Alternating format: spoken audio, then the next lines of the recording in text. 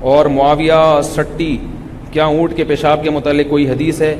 ہاں، اونٹ کے پیشاب کے بارے میں حدیث میں آتے ہیں، اورانیین ایک قبیلہ تھا، انہوں نے کیا کیا تھا، وہ منافق تھے، بعد میں پتہ چلا ان کے پیٹ نکل گئے، بیمار ہو گئے، تو آپ صلی اللہ علیہ وسلم نے فرمایا اشربوا من البانہا و ابوالہا، کہ اونٹ کا دودھ بھی پیو اور پیشاب بھی پیو.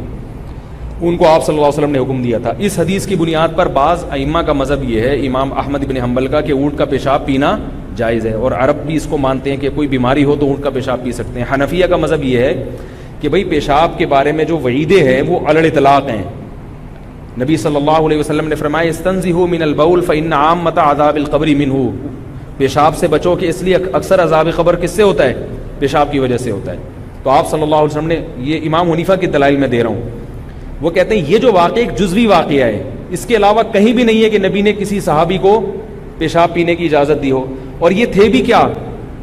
منافق تھے. تو عین ممکن ہے کہ نبی صلی اللہ علیہ وسلم کو بذریعہ وہی پتہ چلا ہو کہ ان کی بیماری کی شفا کس میں ہے؟ اونٹ کے پیشاب میں. تو ایک جزوی واقعہ ہے، اس کو قاعدہ کلیہ نہیں بنایا جا سکتا، کیونکہ نجاست کے متعلق جو دوسری حدیثیں ہیں وہ اتنی مضبوط ہیں، اس میں علی الاطلاق پیشاب سے بچنے کا ہمیں حکم دیا. تو ہم کہتے ہیں کسی کو یقینی طور پہ پتہ چل جائے کہ اس کی بیماری کی شفا پیشاب کے علاوہ کسی چیز میں نہیں ہے، تو پھر اس کے لیے بھی پینا کیا ہو جائے گا؟ حلال ہو جائے گا.